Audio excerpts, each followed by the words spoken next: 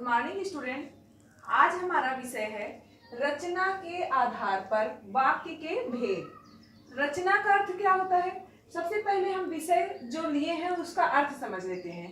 तो रचना का अर्थ क्या होता है? रचना का अर्थ होता है बनावट। रचना का अर्थ है बनावट, अर्थात हम ये भी कह सकते हैं कि बनावट के आधार पर वाक्य के भेद। अभी हम पिछली कक्षा में क्लास 9 में अर्थ के आधार पर वाक्य के भेद हम लोगों ने पढ़ा था।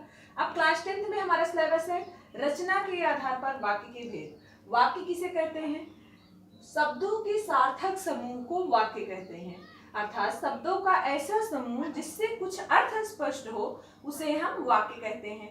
जैसे राम फल खाता है, राम फल खाता है। अब इस वाक्य से हमें ये स्पष्ट हो रहा है कि राम क्या करता है? राम फल खाता है। अब हम ये जानेंगे कि वाक्य किस किस चीज को मिला करके वाक्य का निर्माण होता है। तो हम पहले वाक्य के अंग को समझते हैं। जिन अवयवों को मिलाकर वाक्य की रचना होती है उन्हें वाक्य के अंग कहते हैं। वाक्य के दो अंग हैं, उद्देश्य और विधेय। वाक्य के कितने अंग हैं? वाक्य के दो अंग हैं, उद्देश्य और विधेय। उद्देश्य किसे कहते हैं? वाक्य में जिसके बारे में कुछ कहा जाता है, वाक्य में जिसके बारे में कुछ कहा जाता है उसे उद्देश्य कहते हैं। जैसे राम फल खाता है, तो यहाँ पर किसके बारे में बात की जा रही है? राम के बारे में बात की जा रही है, तो राम हमारा क्या है? उद्देश्य हो गया। अब विधेय किसे कहते हैं? वाक्य का दूसरा अंग क्या है? विधेय। विधेय किसे कहते हैं? उद्देश्य के बारे में जो कुछ कहा जाए वह क्या होता है? वह विधेय होता है। तो राम हमारा उद्देश्य हो गया और फल खाता है क्या हो गया? विधेय हो गया। अब हम ये जानेंगे कि रचना के आधार पर वाक्य के कितने भेद होते हैं। रचना के आधार पर वाक्य के 3 भेद हैं। पहला है सरल वाक्य, दूसरा है संयुक्त वाक्य और तीसरा है मिश्र वाक्य। सरल वाक्य किसे कहते हैं? जिस वाक्य में एक मुख्य क्रिया होती है, जिस वाक्य में एक मुख्य क्रिया होती है उसे सरल वाक्य कहते हैं। इसमें एक से अधिक सहायक क्रियाएं हो सकती हैं, किंतु मुख्य क्रिया सिर्फ एक होती है, उसे हम सरल वाक्य कहते हैं। जैसे सीता गा रही है, मुख्य क्रिया क्या है? सिर्फ गाना, गा रही है, इसलिए ये क्या हुआ? सरल वाक्य हुआ। अब हम ऐसे भी कह सकते हैं जैसे राम खाते खाते दौड़ रहा है, तो खाते खाते क्या हुआ? एक सहायक क्रिया हुई, लेकिन मुख्य क्रिया क्या हो रही है? दौड़ रहा है, तो ये भी हमारा क्या हुआ? सरल वाक्य हुआ। अब अगला हम पढ़ते हैं संयुक्त वाक्य। संयुक्त वाक्य किसे कहते हैं? जिस वाक्य में दो उपवाक्य समुच्चय बोधक अव्यय से जुड़े होते हैं उसे हम संयुक्त वाक्य कहते हैं। अब यहाँ पर आया कि दो उपवाक्य, अभी तक हम लोगों ने पढ़ा वाक्य किसे कहते हैं। अब हम जानेंगे कि पहले सबसे पहले हमें ये जानना जरूरी है उपवाक्य होता क्या है। उपवाक्य वह होता है यदि किसी एक वाक्य में एक से अधिक समापिका क्रियाएं हों, मतलब एक ही वाक्य में यदि दो मुख्य क्रियाएं आ रही हैं तब उसे हम क्या कहेंगे? उपवाक्य कहते हैं। उसके बाद आया समुच्चय बोधक अव्यय से जुड़े होते हैं। समुच्चय बोधक क्या है? जो दो उपवाक्यों को जोड़ने का कार्य करती है उसे हम कहते हैं समुच्चय बोधक। और उसके बाद आया अव्यय। अव्यय का अर्थ क्या होता है? जिसका व्यय ना हो, जिस पर लिंग, वचन, कारक, काल इत्यादि का कोई प्रभाव नहीं पड़ता, अर्थात ना तो उसका लिंग परिवर्तित होता है, ना तो वचन परिवर्तित होता है और ना ही काल के अनुसार उसका परिवर्तन होता है, उसे हम क्या कहते हैं? अव्यय कहते हैं। अब हम ये जानेंगे कि समुच्चय बोधक अव्यय कौन कौन से हैं।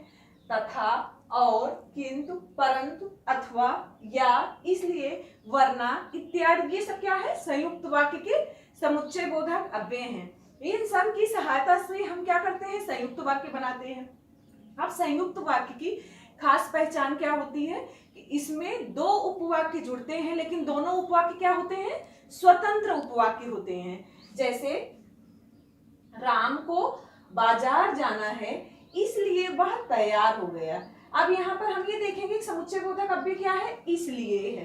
राम को बाजार जाना है इसलिए वह तैयार हो गया।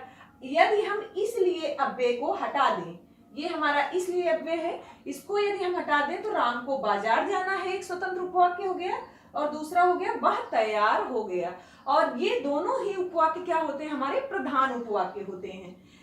अगला एग्जाम्पल, रिया गाना गा रही है और सोनम खेल रही है।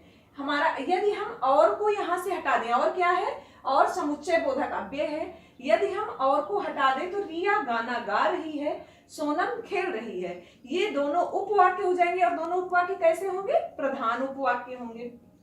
अब हमारा अगला है मिश्र वाक्य। अभी हम एक और चीज देखते हैं इसमें कि हमने देखा कि और, किंतु, तथा, परंतु ये सब लगेगा तो हम जान जाते हैं कौन कौन सा वाक्य है, संयुक्त वाक्य है। लेकिन रिमझिम और कुसुम फूल तोड़ रही हैं, और का प्रयोग हमने यहाँ पर किया है। यहाँ पर रिमझिम और कुसुम फूल तोड़ रही हैं, क्या ये संयुक्त वाक्य है? ये संयुक्त वाक्य नहीं है। क्यों?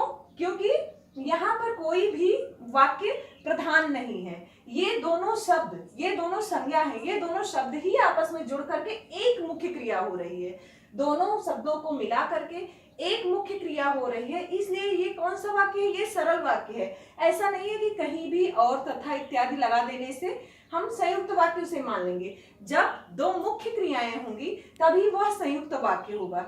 दोनों को अलग करने पे, समुच्चय बोधक अव्यय को हटा देने पर दोनों उपवाक्य हमारे प्रधान उपवाक्य बन जा रहे हैं, तभी वह संयुक्त वाक्य होगा। हमारा तीसरा नंबर है मिश्र वाक्य। अभी तक हमने जाना कि इसमें भी दो उपवाक्य जुड़ते हैं, लेकिन दोनों प्रधान उपवाक्य होते हैं।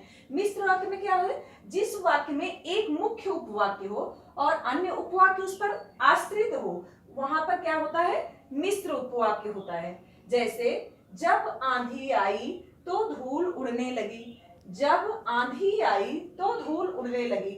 अब हम इसमें देखेंगे एक प्रधान उपवाक्य है और दूसरा आश्रित उपवाक्य है। प्रधान उपवाक्य क्या है, तो धूल उड़ने लगी, और आश्रित उपवाक्य क्या है, जब आंधी आई। हम इससे क्या जानेंगे, अब ये पहले देख लेते हैं कि प्रधान उपवाक्य और आश्रित उपवाक्य क्या होता है। प्रधान उपवाक्य वह होता है जिसकी क्रिया वाक्यांत में बनी रहे, उसे हम प्रधान उपवाक्य कहते हैं। और आश्रित उपवाक्य वह होता है जो प्रधान उपवाक्य पर पूरी तरह से निर्भर होता है, इसे हम आश्रित उपवाक्य कहते हैं। ये हुआ हमारा मिश्र वाक्य। आज हमने देखा रचना के आधार पर वाक्य के भेद। एक बार हम इसका पूरा रिवीजन कर लेते हैं, दोहरा लेते हैं। रचना के आधार पर वाक्य के भेद। रचना के आधार पर वाक्य के तीन भेद होते हैं। पहला है सरल वाक्य, दूसरा है संयुक्त वाक्य, तीसरा है मिश्र वाक्य। सरल वाक्य क्या है, जब किसी वाक्य में एक ही मुख्य क्रिया होती है तब हम उसे सरल वाक्य कहते हैं। संयुक्त वाक्य क्या है, जिस वाक्य में दो उपवाक्य समुच्चय बोधक अव्यय से जुड़े होते हैं उसे हम संयुक्त उपवाक्य कहते हैं। मिश्र वाक्य क्या है, जिस वाक्य में एक मुख्य उपवाक्य हो और अन्य उपवाक्य उस पर आश्रित हो उसे मिश्र वाक्य कहते हैं। आज हमने इतना देखा, अब अगले पार्ट में हम इसका अगला भाग देखेंगे। धन्यवाद।